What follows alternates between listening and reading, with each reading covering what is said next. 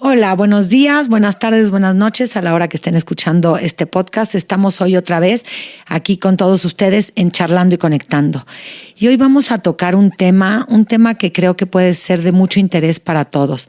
Hoy vamos a hablar del sentido y tenemos a Blanca Díaz Dotazu aquí con nosotros para platicar un poquito cuando de repente a lo mejor nos falta esa brújula y no sabemos hacia dónde vamos ni por qué vamos.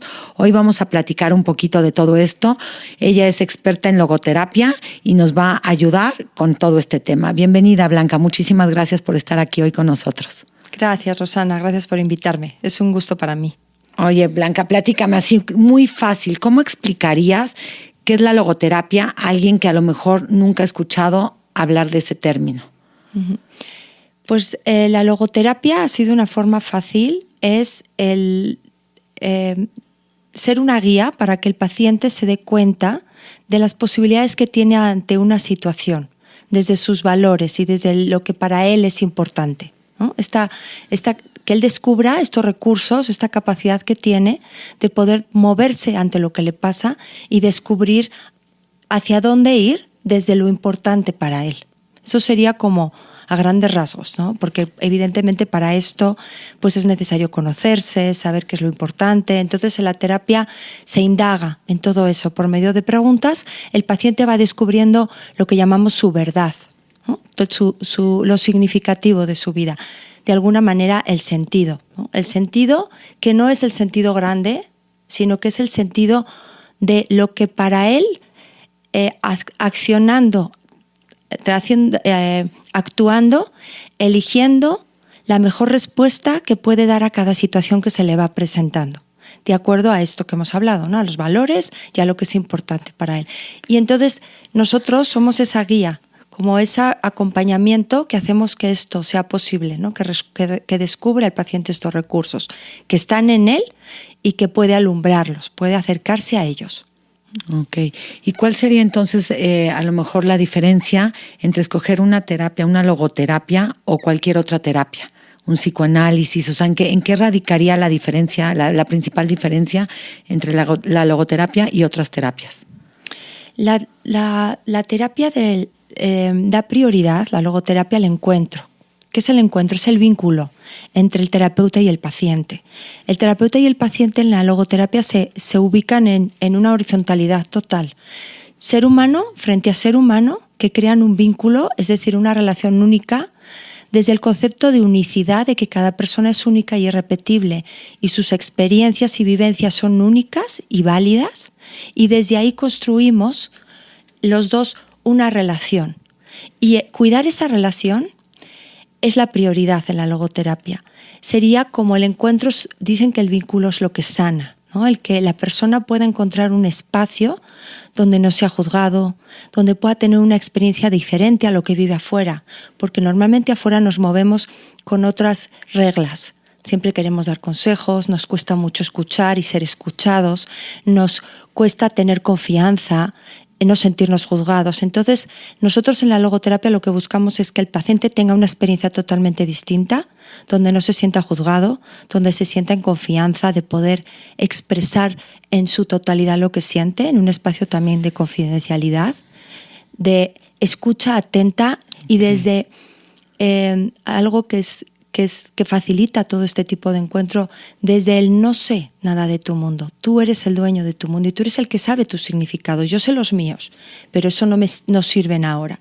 Yo me pongo a tu disposición para que juntos puedas darte cuenta de cómo te vives, de cómo estás ante esa situación, de para qué, ¿no? ¿Quieres hacer algo o no? ¿Qué tanto te conoces, ¿no? Para poder tomar decisiones con sentido, decisiones significativas para ti. Entonces, como terapeuta, lo que hacemos es ponernos al servicio del paciente desde esta aceptación incondicional, que sería eso, ¿no? Yo te acepto así como vienes, ahora mismo aquí conmigo, y con eso, ¿no? Tú puedes estar en confianza conmigo, puedes expresarlo, puedes decirlo, no te voy a tratar de cambiar, no voy a juzgar. Te acepto incondicionalmente en este momento y juntos vamos a explorar cómo es estar ahí.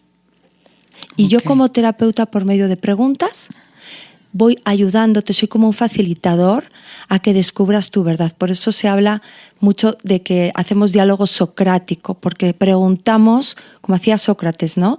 Por medio de preguntas buscamos que el paciente alumbre su verdad. Nosotros somos como esa guía que iríamos con imagínate que tenemos una linterna y le vamos alumbrando posibilidades por medio de preguntas y entonces él nos dice, ay, mira, parece que es por ahí. Y entonces tú le vas alumbrando y entonces si es por ahí, sigo preguntándole por ahí. Entonces sería como para lograr la mayéutica que decía Sócrates, que es dar a luz la verdad del paciente. Y entonces esa es la manera en la que nosotros trabajamos. También tenemos muchas técnicas, hay muchas formas de hacer que el paciente contacte con esta parte sabia. Nosotros hablamos de la dimensión espiritual, que es la que hablaba Viktor Frankl, que es donde se encuentra lo específicamente humano, y son estos recursos, más allá de la razón y de lo físico, que el paciente tiene, aunque a veces no sabe que lo tiene, y desde ahí queremos trabajar. Queremos que se vea con estos ojos del espíritu, más allá de la razón, donde hay mucho juicio, mucho condicionamiento, muy pensamiento limitante, o desde lo físico, que a veces también son como condicionamientos, ¿no? Desde el espíritu el hombre es más libre y también puede hacerse responsable. Entonces apelamos a esta parte espiritual y a estos recursos espirituales para que el paciente se dé cuenta de dónde está, también cuál es su responsabilidad, cómo se siente ante eso. Trabajamos mucho con el sentimiento, con la emoción, para que descubra, y es un clavado hacia adentro del paciente. Entonces, ¿qué es importante para mí? Bajar a las voces de afuera, escucharse, autoconocerse. Es un trabajo y es un proceso de autoconocimiento para llevarle a ese para qué, que decía Viktor Frankl, que es tan importante, ¿no? ¿Para qué hago las cosas? La intención. Y ahí en la intención es donde va a encontrar lo significativo. Ok. Entonces, a ver, primero, esta aceptación, ¿no? del paciente, esta vinculación que tienes como terapeuta para poder, como tú decías, alumbrarlo para que él pueda alcanzar esta verdad. Ahora, este sentido que hablabas ahorita al final, que habla Viktor Frankl, yo como paciente, ¿lo tengo que buscar o ahí está y es nada más encontrarlo o realmente tengo que crearlo? ¿Ya tengo un sentido previo que nada más lo tengo que buscar o tengo que definir para qué estoy aquí? Yo creo que se pueden dar ambas. Aquí lo más importante es tener un autoconocimiento, a conocerse uno mismo. Porque es importante, porque yo tengo que saber qué es importante en mi vida y bajo qué premisas me muevo en la vida. Evidentemente, somos seres en construcción, somos seres siendo. Nosotros no somos seres fijos, sino lo que soy. Un cambio, constante estamos movimiento. En constante cambio, ¿no? Hay etapas en la vida en las que se ven las cosas de forma diferente, nos van pasando experiencias y vivencias que nos van marcando y nos van cambiando, nos van transformando. Entonces, en esta idea de que soy un ser en construcción, ¿no? Yo en cada momento de vida voy a tener unas prioridades, voy a tener unos, como decimos, unos valores, cosas significativas diferentes, pero sí tengo que tener una claridad de lo que en este momento es importante para mí y a qué doy prioridad. Entonces, la vida nos pregunta, nos pone escenarios. Nosotros no preguntamos a la vida, sino que nosotros vamos respondiendo a la vida y en función de lo que nos va poniendo, porque hay cosas que elegimos, pero hay muchos escenarios que no elegimos y nos toca responder. En esa respuesta es donde hablamos de sentido. Y cómo responda yo a la vida depende de estos valores que yo tenga. No vale cualquier respuesta, sino que yo en conciencia sé, por medio de la conciencia que accede a esta dimensión espiritual o existencial, yo voy a reconocer ante una situación determinada que me pone la vida, o bien que yo elijo hacer, ¿no? Cuando se trata de hacer algo, no sé, un proyecto, por ejemplo, yo voy a elegir en base a qué voy a responder, qué decisión voy a tomar, qué respuesta voy a tomar, porque siempre hay muchas posibilidades de respuesta ante algo. Entonces, ¿a qué me refiero cuando no vale cualquier respuesta? En que solo hay una que va de acuerdo a mi conciencia, a mis valores, a lo que es significativo para mí. Entonces es donde yo tengo que acceder a eso para decir, aquí en esto esto me está poniendo la vida y que ahora me toca responder, ¿cómo lo voy a hacer? ¿Desde dónde lo voy a hacer? Desde mi honestidad, desde el momento y salir del paso, desde no hacerme responsable. Tengo muchas opciones, pero solo hay una que tiene sentido para mí. Y ahí sientes cuando haces como ese clic y la encuentras. Entonces, si yo actúo de acuerdo a mi conciencia, ¿qué va a pasar? Que yo voy a sentir como ese equilibrio en mí, esa paz, esa coherencia interna de decir, lo hice lo mejor que pude. ¿Por qué? Porque mi conciencia me dictó algo y yo le hice caso. Y esa va a ser siempre nuestra mejor posibilidad. Nos podemos equivocar o no, somos seres falibles, pero siempre va a ser la mejor respuesta posible dentro de todas. Okay. ¿Qué pasa cuando actuamos por un impulso o por una conveniencia del momento y no es la mejor respuesta? Que nuestra conciencia nos va a avisar. Y es cuando viene esta incomodidad interna de lo podía haber hecho mejor, qué pena que no hice esto, hoy no tenía que haber gritado así. No. En fin, la conciencia es esa brújula interna que nos lleva a poder acceder a esta dimensión y contactar con esto importante y significativo, con estos valores. Entonces, que si los accionamos, vamos a vivir en esta congruencia, en esta coherencia de lo estoy haciendo lo mejor que puedo desde lo que es importante para mí. Entonces, por ejemplo, con esto que estás diciendo, o sea, yo podría aplicar la logoterapia a mi día a día, o sea, no tiene que ser el buscar un sentido supremo a mi vida, sino todos los días en actividades a lo mejor cotidianas, yo podría estar aplicando la logoterapia. Claro, de hecho la logoterapia es del día a día. Viktor Frankl habla de que el sentido es esto, es ir dando las mejores respuestas a lo que me va poniendo la vida adelante. Ese es el sentido. ¿Por qué habla de este sentido? Porque dice que es lo único que el hombre puede hacer en cuanto a la información que tenemos de vida, porque el sentido último nadie lo sabe, es un acto de fe. Podemos tener muchas teorías y pueden aquí venir muchas personas a explicarnos qué hay después de la muerte, pero la realidad es que no lo sabemos. Entonces, el sentido último es algo que cada persona puede intuir, pero nadie va a tener una certeza de lo que hay. Pero él sí habla de que si nosotros vamos cumpliendo nuestros sentidos, estos del día a día, de ir dando la mejor respuesta posible a cada situación, el día que termine nuestra vida, vamos a sentirnos satisfechos, vamos a mirar atrás y vamos a decir, esta vida ha valido la pena, ha sido una vida con sentido.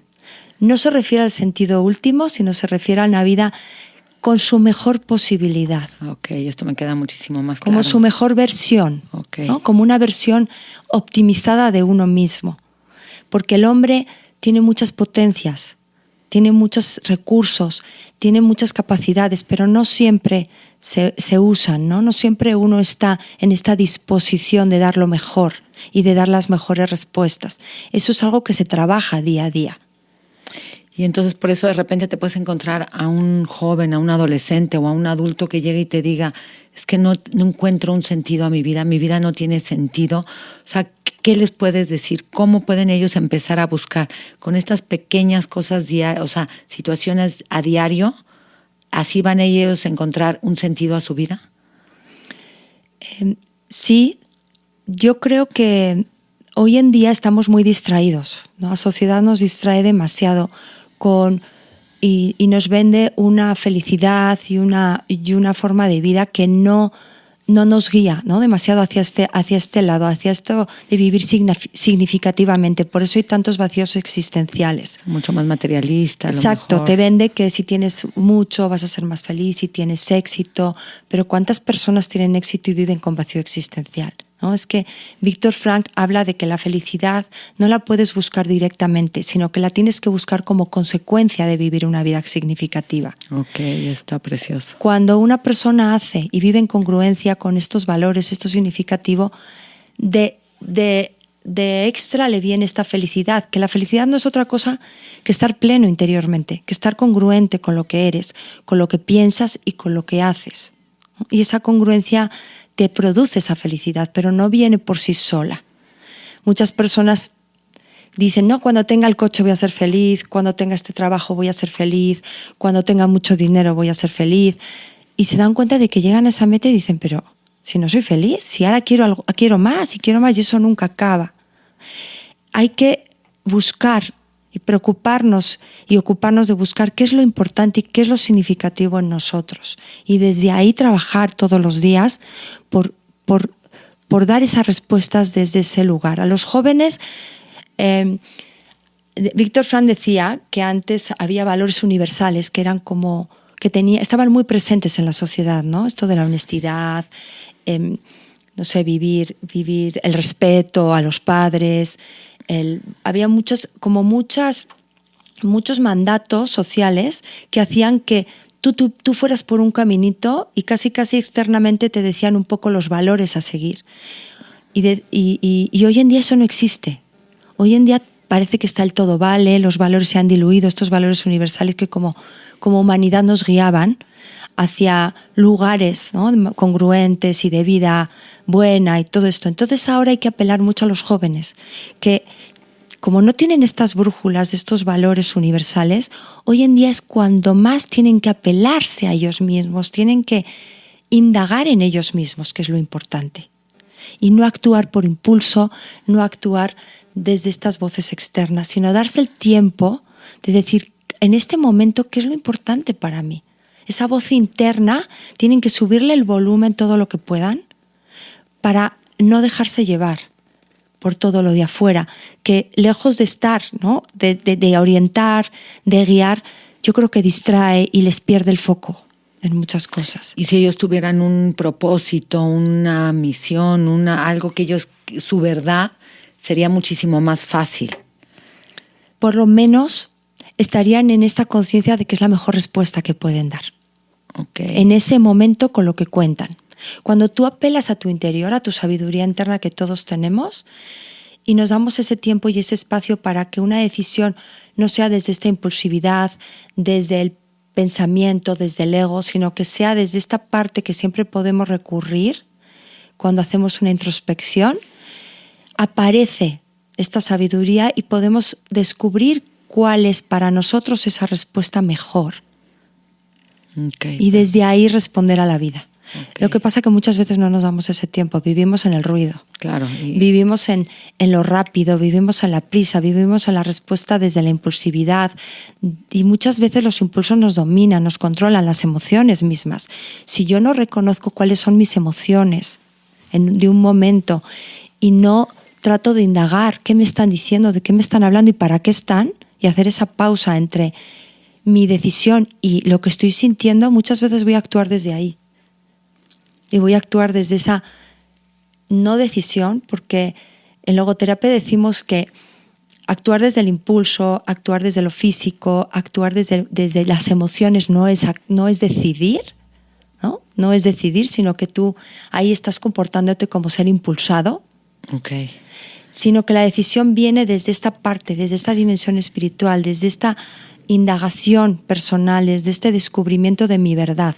Y ahí es donde sí decido qué hacer. ¿Y cómo sé cuando no me autoengaño? Cuando sí estoy siendo realmente lo suficientemente claro y sabiendo desde dónde está saliendo esa verdad y no estoy yo tratando de verlo desde otro punto.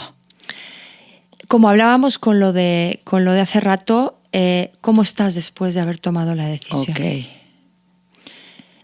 Cuando lo haces desde tu lugar mejor, hay una sensación de congruencia, hay una sensación de plenitud, de haber hecho las cosas como se corresponde, desde mi lugar.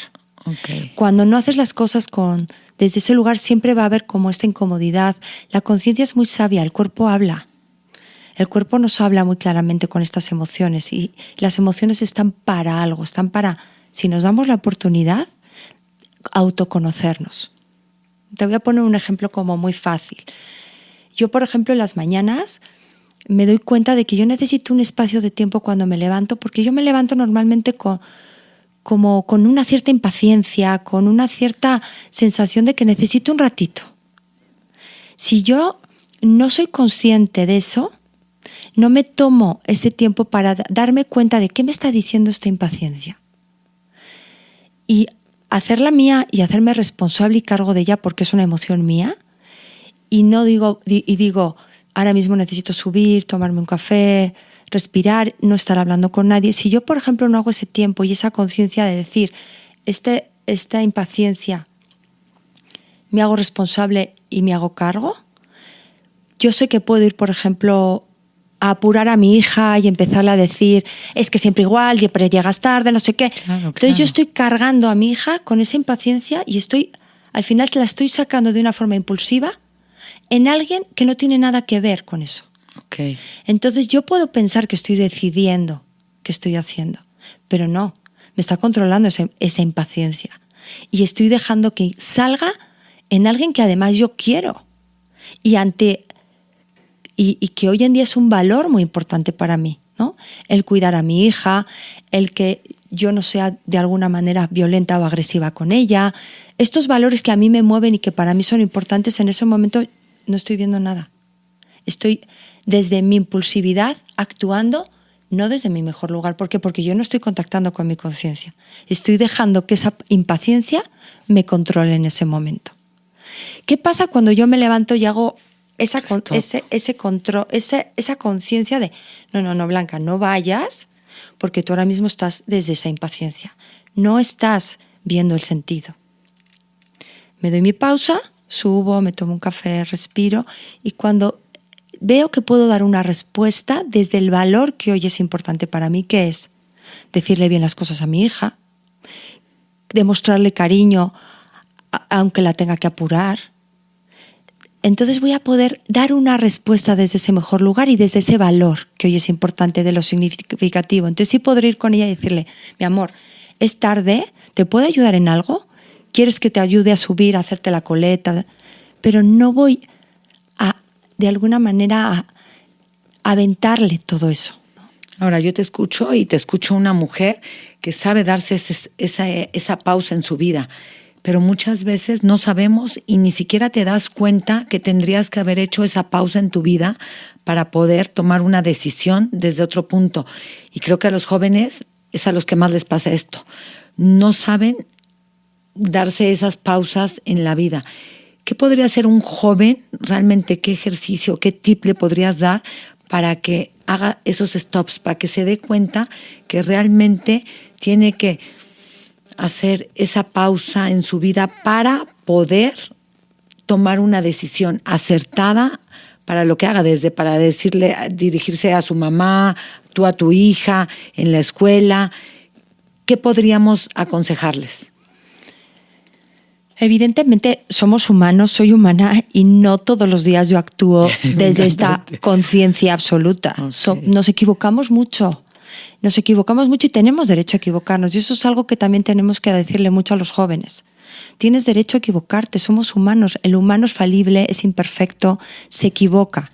Lo importante es volver, ¿no?, a la brújula.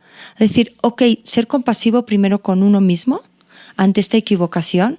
Yo puedo actuar desde esta impulsividad y de repente un día me levanto y directamente me voy con todo con mi hijo y luego digo, ¿por qué? Pero es hasta ahí hacer conciencia, de decir, ok, hoy te has equivocado, mañana igual lo puedes hacer mejor. ¿Cómo puedes reparar? Reparo. Si yo sé que me he equivocado, desde esa equivocación y de esa compasión conmigo misma de tengo derecho a equivocarme, me hago responsable de esto y reparo. Doy una respuesta desde mi mejor lugar a esto. Y perdón, mi amor, hoy por la mañana no tenía paciencia, soy humana, me he equivocado, pero me hago cargo de esto y te pido perdón. A los chavos, yo creo que hay que confiar en ellos, en que tienen los recursos. Muchas veces, como padres, como educadores, no confiamos del todo en ellos. Creemos que les faltan herramientas y yo creo que es al revés. Es como, confío en ti, sé que lo puedes hacer bien. Y si te equivocas, no importa, sigue intentándolo. Es como animarles a que prueben, a que se equivoquen y también claro, a que no se pongan etiquetas, a que sean seres libres, que sean seres independientes, que trabajen en indagar en ellos, en darse cuenta que es importante para ellos, independientemente de lo que pueda ser importante para los demás. Es una etapa en la que es muy importante el grupo, sentirse aceptados, sentirse valorados, pero es muy importante también la experiencia que les demos en casa y esta mirada diferente de importa lo que dices, importa tu opinión, valido lo que sientes, como darles esta mirada de sí puedes. No, claro. Y ahorita creo que tocaste un tema también como muy importante, cómo un adolescente puede diferenciar lo que realmente la sociedad está como de algún modo esperando de ellos o lo que la sociedad les impone de alguna manera a lo que verdaderamente es ese sentido o ese propósito de ese adolescente. Uh-huh. Creo que ahí muchas veces como sociedad les imponemos ciertos, como tú decías ahorita, ciertos roles o ciertas actitudes que tienen que tener y no los dejamos, no confiamos en ellos. Tienes toda la razón.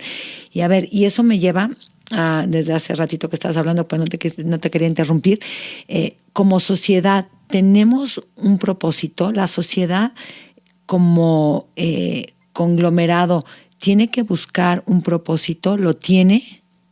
Pues desde mi punto de vista sí lo tendría que tener, ¿no? Tendríamos que ser pues, lo suficientemente responsables de que cada uno desde nuestro lugar tenemos el deber, ¿no? de ir hacia a que cada ser humano se cultive para hacer las cosas pues desde este mejor lugar.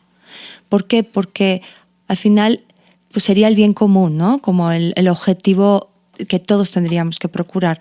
Pero me queda claro que cada uno solo puede responder de su esfera y de lo que él hace. Okay. Todos somos seres libres, somos seres responsables. Cada quien tiene una historia, tiene unas experiencias, unas vivencias que en cierta manera le han ido conformando una personalidad y una forma de ver la vida. Entonces yo me puedo responsabilizar de cómo hago yo las cosas, desde esta conciencia, desde esta apelar, pero creo que es muy difícil, ¿no? Como sociedad que todos podamos comprender este bien común de la misma manera y ir hacia un lugar. Por eso hoy está tan dividida también la sociedad, porque ha habido una pérdida de estos valores universales que nos sostienen como sociedad y entonces ahora parece que todo vale, que todo está bien. Se han diluido y yo creo que hay mucha confusión y eso no ayuda a la sociedad, ni tampoco a los jóvenes. Creo que los jóvenes hoy pues sí tienen un poco están un poco perdidos, no saben un poco para dónde. Por eso es tan importante hoy en día, yo creo que la familia, los educadores, los amigos, que todos de alguna forma busquen aquello que les sostenga en una vida significativa, en una vida que tenga una profundidad suficiente para que también puedan luego afrontar los desafíos de la vida, ¿no? Como intentar que ellos busquen eso importante, eso significativo, porque vivir una vida superficial pues sí les lleva a un vacío, les lleva a una insatisfacción, quizá adicciones. Sí, buscar de alguna manera como alimento ese espacio vacío que no tengo, uh-huh. Claro, ese vacío, y es cuando empiezo a tomar a lo mejor decisiones equivocadas y, como tú dices, y esa conciencia interna que tenemos no me va a hacer estar bien conmigo mismo, pero de repente sigo cometiendo esas acciones o sigo tomando estas malas decisiones porque ya no sé cómo salir. Uh-huh. Y entonces creo que ahí a lo mejor es cuando tenemos que pedir ayuda y decir, ya no puedo más, uh-huh. ¿Hacia dónde voy? Y a lo mejor vamos con Blanca a que nos ayude a encontrar ese sentido. Y eso me lleva a preguntarte, ¿tú por qué la logoterapia? ¿Por qué escogiste? ¿Tuviste algún episodio en la vida? ¿O por qué optaste por ser terapeuta uh-huh. en logoterapia? Antes de contestarte esto, has dicho algo muy importante que quiero decir. A mí me parece que es una pena que la gente solo vaya a terapia cuando realmente ha tocado fondo, tiene una crisis. Porque debería de darse la oportunidad a las personas de poder ir a terapia simplemente para encontrar un espacio distinto donde pudiera expresarse, donde pudiera ser ella plenamente, donde pudiera no sentirse juzgada y desde ahí descubrirse, porque la terapia es una invitación a ir dentro de ti. Es un clavado al interior que siempre va a ser enriquecedor en tu vida. Pero todavía esta sociedad no se da esta oportunidad de voy a terapia simplemente por un acto de amor. Yo me quiero saber más, quiero indagar más, claro. Quiero vivir más significativamente. Siempre en la vida hay cosas que necesitamos mejorar, que no comprendemos, vivencias que nos hacen ruido, experiencias. ¿Por qué no? ¿Por qué no hablar de eso? ¿Por qué no traerlo al presente para poder de aquí en adelante transformarme?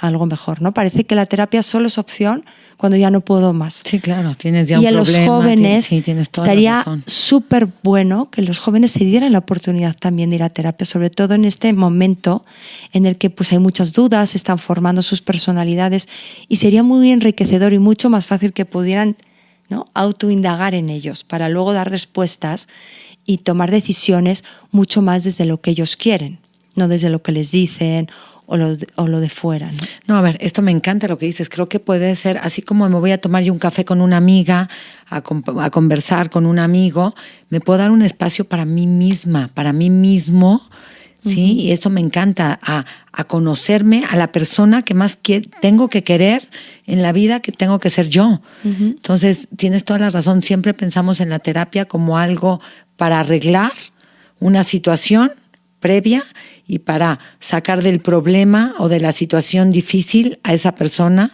y por eso vamos a terapia. Entonces, qué bonito y qué invitación tan linda de, no, date un tiempo, así como voy al gimnasio para estar físicamente de manera adecuada, pues también vete a la terapia para que todo tu ser esté en armonía, esté en equilibrio y para ti, antes que para nadie más. Claro, primero para ti. Cultivar tu espíritu. De la misma manera, como dices tú, a mí me da mucha pena que los chavos hoy, el culto al cuerpo parece que es todo.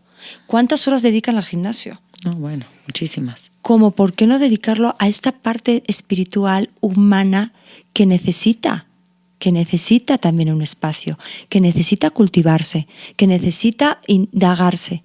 ¿Por qué? Porque además ahí es donde vas a encontrar ese sentido y esa vida significativa, claro, y en consecuencia tu felicidad, ¿no? Entonces, ¿sabes? Es que ve la importancia, o sea, y que estabas diciendo, y ahorita que decías también de esta sociedad que de algún modo pues han ido diluyendo estos valores fundamentales y tal, y nos han ido poniendo ante todo el valor del cuerpo.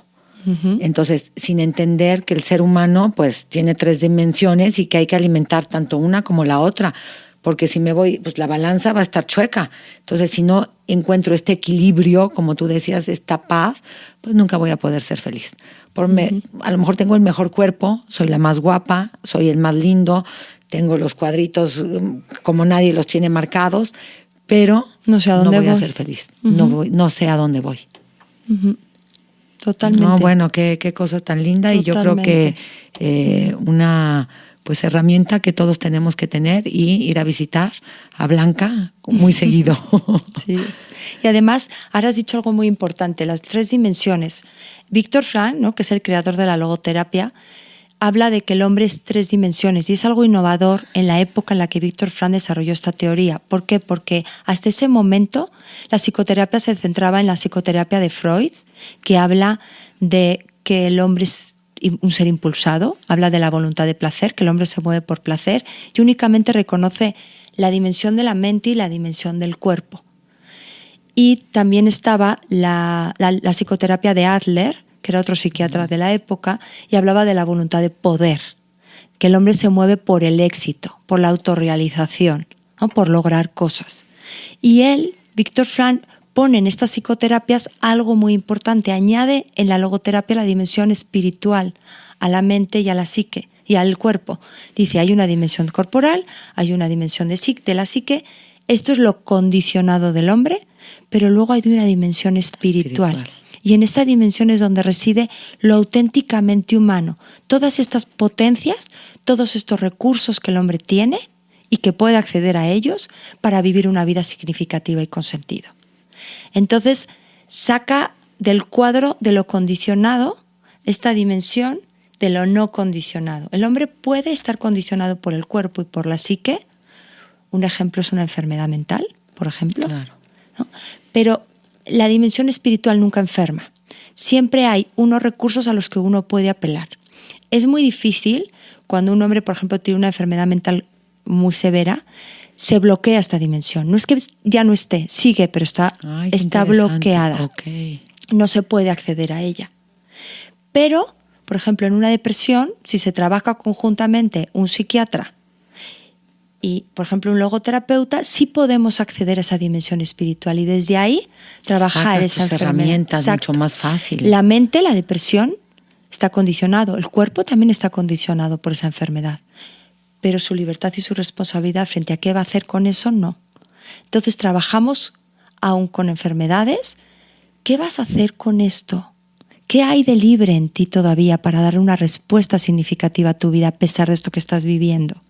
Y desde ahí la persona reconoce que tiene todavía recursos y herramientas espirituales para dar mejores respuestas de las que está dando.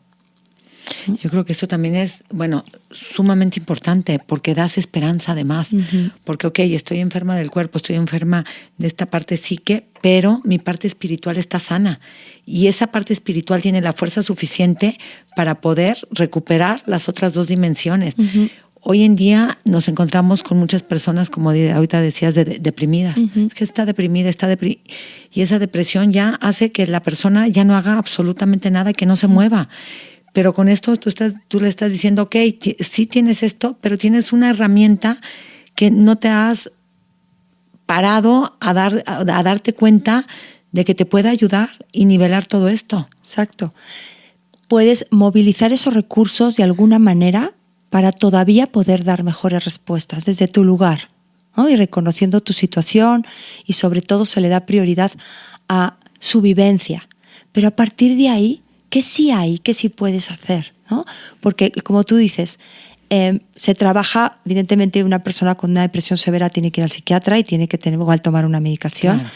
Pero lo que dices tú, eso es el placebo, eso es como lo que calma, pero no le saca de ese problema. ¿Qué sí le puede sacar de ese problema? Esta movilización de recursos espirituales que todavía están y que como en la terapia se le pueden alumbrar para que se dé cuenta de que todavía puede hacer cosas significativas a pesar de lo que le está pasando. Viktor Frankl habla mucho de esto y dice que a partir del sufrimiento el hombre puede dar respuestas. Si no puede cambiar la situación que está viviendo, porque muchas veces no está en nosotros cambiar la situación, todavía le queda la libertad en esta dimensión espiritual de elegir con qué actitud va a vivir eso. Esto que comentas a mí me encanta. Yo cuando leí el libro de El hombre en busca del sentido, eso me encantó. Uh-huh. O sea, esa libertad, esté donde esté, encerrada donde esté, nunca la voy a perder. Ahora, y ahorita escuchándote, habrá muchos jóvenes o muchas personas que oigan este episodio que no sepan quién fue Viktor Frankl. ¿Podrías hacer como así uh-huh. un mini resumen y de lo que vivió? Creo que sería importante para que lo conocieran. Sí, porque además Viktor Frankl desarrolla su teoría a partir de sus vivencias. Él ya intuía, porque desde niño era un niño se cuestionaba mucho. Era un niño, dice, desde los 4 años yo me preguntaba ¿para qué estamos aquí? ¿Por qué del hombre? Preguntas que la verdad no son como muy comunes en edades tan tempranas. Entonces, él era un filósofo. Él después estudió psiquiatría, era neurólogo, era un judío vienés y trabajaba en el hospital, también estudió psicología y luego se especializó en neurología. En fin, era un gran estudioso, pero sobre todo un filósofo. Entonces, en sus primeros años estaba muy cerca de Freud, cerca de Adler, pero poco a poco él va intuyendo, cuestionándose y viendo, sobre todo viendo su práctica médica, que el hombre no es solo esta mente y este cuerpo, que el hombre no es solo un ser impulsado. Dice, nosotros no somos como los animales, tenemos una conciencia de nosotros, de que existimos. Somos seres existenciales y desde ahí es donde él se da cuenta que hay una dimensión existencial que se escapa a lo condicionado, a la mente y a la psique, y ahí puede reconocer estas potencias específicamente humanas que no las tienen los animales: el amor, la libertad y la responsabilidad, una obra de arte, la entrega a los demás. Muchas cosas escapan, ¿no? Solo la podemos hacer los humanos, es algo específicamente humano, y entonces todo esto él lo coloca en esta parte espiritual. Okay. Y desde ahí desarrolla su teoría. ¿Qué pasa? Que llega la Segunda Guerra Mundial y él acaba en un campo de concentración y está 3 años, casi 3 años en Auschwitz y en otro campo de concentración. Él estaba recién casado, tenía a sus padres todavía con él y tenía 2 hermanos, y acaba con sus padres y su mujer en los campos de concentración, le separan. Él sobrevive a los 3 años del campo, y cuando sale se da cuenta que tanto su esposa como sus padres han muerto. Bueno, de hecho él de alguna manera ayuda a su padre a morir en el campo de concentración porque estaba muy enfermo, y entonces él dice, yo, sabiendo que mi sentido de ese momento era evitar a mi padre un sufrimiento, le puse una inyección de morfina para que muriera en paz, porque sabía que le iba a evitar. Entonces, desde esas decisiones tan increíblemente difíciles y dolorosas, él atisbaba el sentido del momento, ¿no? De este sentido que hablamos. Él no podía cambiar la situación, pero sí podía dar la mejor respuesta en ese momento. Y así pone muchos ejemplos en su libro, El hombre en busca de sentido, de cómo él daba respuestas de sentido en momentos horribles y muy dolorosos. Habla de que el amor por su mujer y este valor de volver a verla lo mantuvo vivo. El amor como valor supremo, porque él dice que el valor es el valor supremo y es como la esencia de la existencia humana, ¿no? Reconocernos que somos seres de amor. Entonces él dice, yo cuando estaba afuera, pues, haciendo las vías, que en el frío, con la nieve, con los pies mojados, a mí se me salía de ahí solo con pensar y recrear y acordarme de mi esposa. Y eso me ayudó a mantenerme viva, a decir sí a la vida a pesar de todo, porque Fran siempre dice, no hay que decir sí a la vida a pesar de todo, hay que darnos cuenta de cuáles son nuestros recursos para poder decir sí a la vida a pesar de todo. Entonces, cuando sale del campo de concentración, él dice, efectivamente hay una dimensión espiritual. Y yo he vivido eso en esta vivencia tan horrible, ¿no? Y entonces, pues dedica su vida a escribir estos libros, a desarrollar esta teoría. Recién salido del campo de concentración, en una semana de catarsis, después de que sale y descubre pues que ya no tiene a nadie en la vida, que todos han muerto, llora y llora y habla de que le ayuda a escribir una enfermera que estaba ahí con él, el libro El hombre en busca de sentido. Y fíjate qué impresión, porque a partir de un sufrimiento tan horrible que juras, ¿no? Que dices, no, es que ya no te queda ningún recurso. Claro. O sea, ya quieres matar a todos y quieres irte contra la vida o incluso, no sé, buscar una salida. Él convierte ese sufrimiento tan terrible en un triunfo. Que él habla de que esa es la esencia, ¿no? de la experiencia humana. El convertir un sufrimiento en un triunfo, en trascender ese sufrimiento, darle una respuesta y convertirlo en un triunfo, en algo bueno para ti.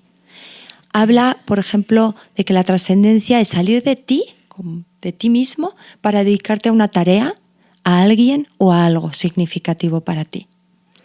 Y él lo hizo.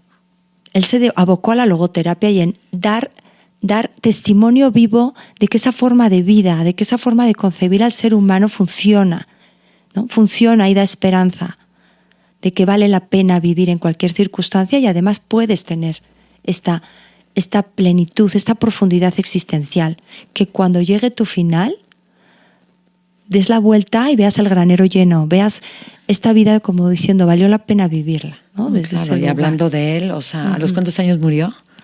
96, creo. Ok, y voltear a ver lo que tú decías ahorita, voltear a ver de ese sufrimiento lo que generó y además lo que sigue generando. Y va a seguir generando, o sea, estando él o ya no estando. Y no nos tenemos que ir a Víctor Frank, porque tenemos vidas alrededor que han convertido, han trascendido y han convertido los sufrimientos en grandes triunfos.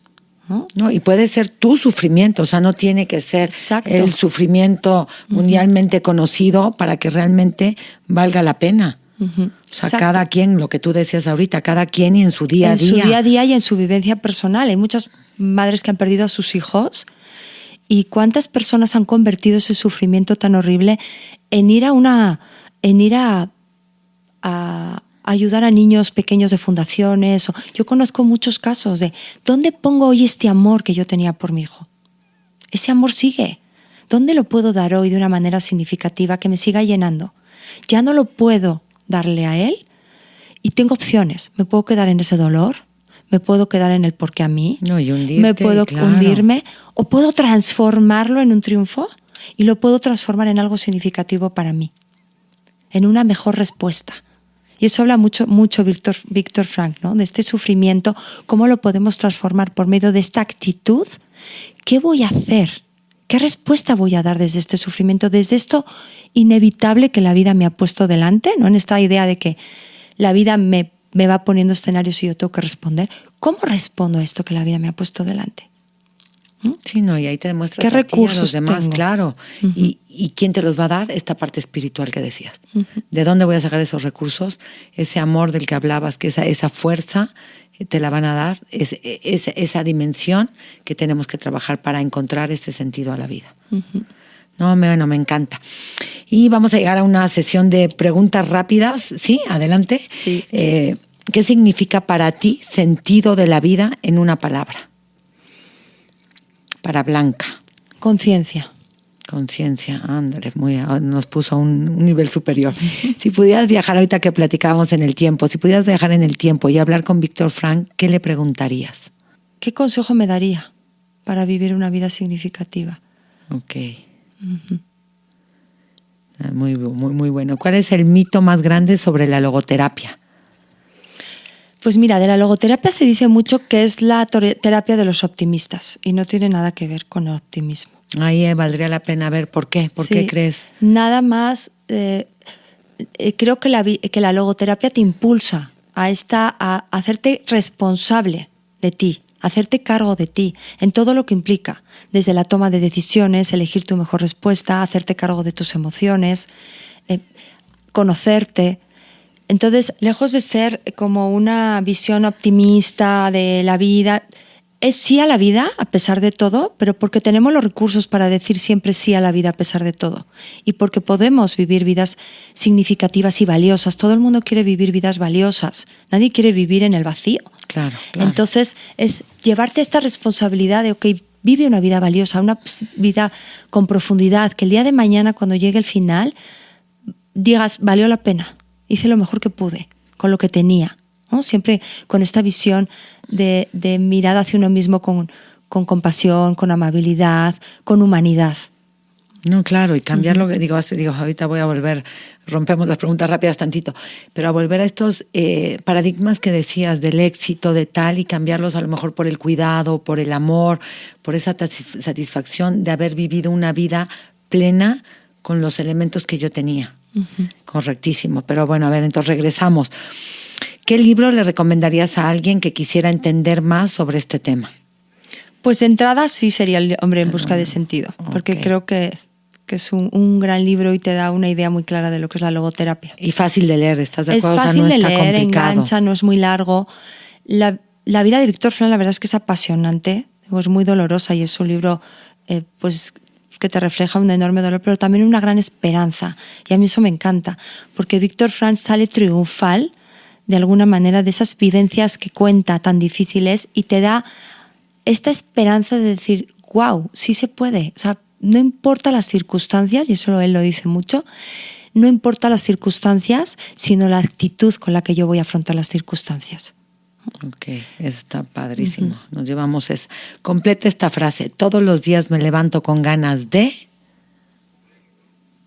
ser más. No, bueno, me dejaste callada. Muy buena. ¿Cuál es el mayor error que cometemos al buscarle un sentido a nuestra vida? El querer encontrar un sentido. ¿En qué error caímos? Porque igual creemos... nos confundimos, ¿no? Con este sentido último o único, ¿no? Mi vida esta es para y queremos algo como muy, muy grande. Y no, la realidad es que el sentido lo vamos a encontrar en nuestro día a día con cada elección que hagamos. Desde regar mis plantas del jardín para que no se mueran, ¿no? Porque es vida y yo estoy cuidando esa vida y hay un valor y entonces ejerzo ese valor de regando todas las tardes mis plantas hasta hacer la comida para mis hijos. Porque tienen que venir, yo quiero a mis hijos y quiero que tengan una comida en la mesa. ¿Qué pasa si yo no acciono esos valores? Se quedan huecos. No, y tu vida te vas perdiendo en la vida. Entonces ahí ya no hay sentido. Claro, y Víctor Frank habla mucho de que hay que alumbrar, y esto es importante decir a los jóvenes y a todas las personas, que todos tenemos una tarea y una misión única en la vida. Nadie es igual a nadie. Y en esta dignidad y valía de que tú eres único, irrepetible, en toda la existencia solo eres tú, ¿no? Roxana, solo eres tú, tienes una tarea y una misión que cumplir. Nadie te puede sustituir como madre, como hija, como hermana, como... Entonces, en en esa gran responsabilidad que es cumplir con tu tarea única, yo tengo que accionar estos valores para realmente cumplirla y dedicarme a ella, porque si no voy a dejar un vacío en la existencia que nadie más va a poder llenar. Entonces eso es muy importante también, alumbrar a los jóvenes que a veces están en da igual que haga o que no haga. No da igual. Al contrario, es tu vida, es tu existencia. Si tú no lo haces, nadie más lo va a hacer por ti. Tu vida te impulsa a una misión. Tú estás aquí para algo. No has nacido para la nada. Has nacido para algo. Como ser humano y ser existencial, tienes esta misión y esta tarea de vida. Y tu responsabilidad, desde tu libertad, es ir eligiendo estas mejores respuestas. Pero las mejores respuestas es lo que da el sentido. No hay un sentido enorme. Eso creo que no se puede descubrir. Eso me encantó cuando dijiste esto del mito, porque claro, todos queremos encontrar el sentido a mi vida. Y no, el sentido lo encontramos, como decías, todos los días. Respondiendo. Y esto me encanta, que los jóvenes sepan y que nosotros como personas, y ahorita yo te escuchaba, y solo yo puedo hacer lo que tengo que hacer, lo que me corresponde. Nadie, por más que me quieran, y yo lo hago por ti, nunca. O sea, solo yo puedo hacerlo. Y responsabilizarme también de esos actos que tengo que realizar. No, me encantó. ¿Qué es lo que más te gusta de tu trabajo? Pues me encanta dar clases y me encanta la terapia en el sentido de que me vuelvo como un medio para que las personas puedan moverse a este lugar, darse cuenta, ¿no?, de que cuentan con estos recursos, estas herramientas espirituales para poder dar diferentes respuestas a su vida desde otras posibilidades que quizá no veían y que en terapia descubren. Okay. Entonces, esa transformación que yo voy viendo en los pacientes a dar esas mejores respuestas desde su lugar, me encanta. Sí, es muy satisfactorio. Me encanta, sí. ¿Película o serie que creas que transmita un mensaje de logoterapia? Pues son todas estas series o películas que hablan del amor, que hablan de esta trascendencia, ¿no? Pero hay una que me gusta, que sea viejita, pero se llama La vida es bella. Ay, preciosa. Y esa es como, a mí se me hace una expresión increíble de trascendencia. Como ese hombre, ahí hablamos de que no importan las circunstancias, sino la actitud con la que yo afronto esas circunstancias. Para ese hombre lo único que veía era su hijo y su felicidad y su cuidado. Entonces, ahí te das cuenta como no importaba lo que estuviera viviendo, que él estaba enfocado en el valor. Y él superaba cualquier circunstancia enfocado en que yo lo que tengo que hacer y mi valor supremo es mi hijo.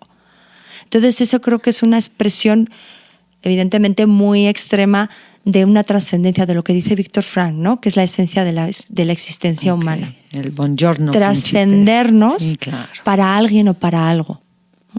No, me encanta. Es peliculón y la van a pasar maravilloso viéndolo. ¿Cuál es la pregunta más extraña que te han hecho sobre logoterapia? Pues luego lo confunden con logopeda, que es lo del lenguaje. Okay. Entonces muchas veces me han dicho, oye, la logoterapia es esto del lenguaje, ¿no? Y entonces tengo que explicar, no, logoterapia es logos de sentido, desde el punto de vista de Víctor Frank, y terapia, pues es terapia centrada en el sentido. Okay. Entonces, ¿y la otra es? ¿Cuál era la otra? La logopedia es cuando estos niños que tienen dificultad de habla y les enseñan cómo hablar y cómo pronunciar. Okay. Es una terapia, pero totalmente diferente. Es una terapia del lenguaje. Ok, perfectísimo. Te entendí otra cosa y dije, no, a los chavos, bueno, ¿cuál es tu palabra favorita? Sí, por eso dije, ¿qué? ¿Me lo repites? ¿Cuál es tu palabra? Tú eres española. ¿Cuál es tu palabra favorita en tu lengua materna? Que a mí me encanta cómo hablan. Que no la tengamos aquí en la Ciudad de México, en México. Que no la tengamos en España. Que te guste. Ay, no sé. Que te guste mucho. A mí una palabra que me encanta, amar o amor. Amor. No, pues ya con esa nos quedamos. Sí. El sentido de la vida, ¿se encuentra o se construye? Ya me la contestaste un poco con todo lo que platicamos. Entonces, ¿crees que los jóvenes de hoy tienen más o menos sentido de la vida que antes? Yo creo que igual, porque es algo como muy único, ¿no? Apela mucho a la unicidad de cada quien. Yo supongo que habrá chicos con las ideas muy claras y sabiendo lo que quieren, y habrá otros que no, y eso ha pasado siempre. Okay. Entonces no creo que vaya... Como generalizar. Quizá ahora sí hemos hablado, ¿no? Que tienen más distracciones, tienen más posibilidades, se pueden ir como por muchos más sitios. Antes no, antes estaba el camino más claro, pero siempre está esta posibilidad de ir a ellos a descubrir qué valores tienen y qué es significativo en sus vidas. Ok, no, perfectísimo. ¿Prefieres café largo y filosófico o un paseo en silencio? Las dos cosas, dependiendo del momento. Ok, entonces cualquiera de los... ¿Qué personaje histórico te hubiera gustado atender en terapia? Fíjate que yo creo que una persona que me hubiera gustado es Hitler. Ándale. Fíjate que yo creo que todas las personas son en gran parte, hablando de que cada persona es libre y responsable de elegir, sí influye mucho la historia de vida. Y a mí me parece que Hitler tuvo que tener una historia de vida muy difícil, muy dolorosa, sobre todo en su infancia. ¿Y qué le hizo bloquear absolutamente toda esta dimensión espiritual al grado de poder haber cometido estas atrocidades y haberse convertido en lo que se convirtió?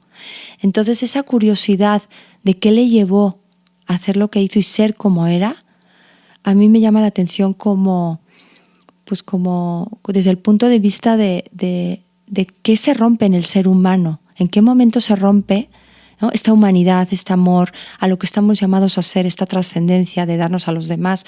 ¿En qué momento se rompe eso y nos convertimos en algo totalmente distinto a lo que estamos llamados? No, y esto lo puedes aplicar a un asesino serial hoy en día, a personas que a lo mejor cometen atrocidades, que matan a muchos seres humanos. No, y hubiéramos cambiado la historia de la humanidad, Blanca, si le hubieras dado esta terapia. ¿Qué es lo primero que le dices a alguien que llega a terapia diciendo, no sé qué hacer con mi vida? ¿Qué le dirías? Que cómo es sentirse así y que está bien que no sepa cuál es el sentido de su vida, que somos seres somos seres con posibilidad, es decir, hoy estamos en un sitio, pero nosotros somos seres que no solo somos lo que... Yo no solo veo al paciente como desde lo que es, sino desde lo que puede llegar a ser, y que confíe en él, que es un proceso y que en este proceso va a ir encontrando esas respuestas que hoy está buscando, y que ya el estar aquí conmigo es un paso importante. Qué bonito. No, sí, yo ya voy a ir mañana a terapia con Blanca. ¿Qué te hace sentir más viva? Pues hacer las cosas que disfruto. Me encanta viajar con mi familia, estar todos juntos, no sé, disfrutar de mis padres, pasar tiempo con mi hermana, ir a cenar con mis amigas, ir a hacer ejercicio. Eso me hace sentir viva. Como tiempo como de calidad y de disfrute, sobre todo de disfrute. Ok, no, pues Blanca, muchísimas gracias. De verdad, hoy me quedo con una conversación muy linda, con ideas que no nada más yo creo que llegaron a la mente, sino llegaron a esta parte, a mi corazón. Y creo que nos estás invitando a ver la vida con otros ojos, a ver la vida muy diferente. No sé si quisieras, para cerrar, dejar un mensaje a todas las personas que nos están escuchando. Yo me gustaría dar un mensaje a los jóvenes, ¿no? Como esto va un poco de los adolescentes, porque es importante que se repitan mucho, que confío en mí, yo puedo, soy capaz, ¿no? Soy suficiente. Creo que es importante, soy digno de ser amado y de amarme. Creo que nos tenemos que hacer mejores amigos, que se hagan mejores amigos de ellos, que cuenten con ellos para cada paso, que la voz interna es muy importante, que me digo todos los días a mí, cómo me aliento desde soy mi mejor amigo, cómo me animo a seguir, que vale equivocarse y que su opinión cuenta, que su opinión es importante. Ok, pues muchísimas gracias, Blanca. Llévense todo esto. Y hoy Blanca nos dijo muchos como sís. Entonces apliquémoslo. Y pues un saludo a todos con muchísimo cariño. Y nos vemos en el siguiente episodio de Charlando y Conectando. Gracias, Rosana. Muchas gracias.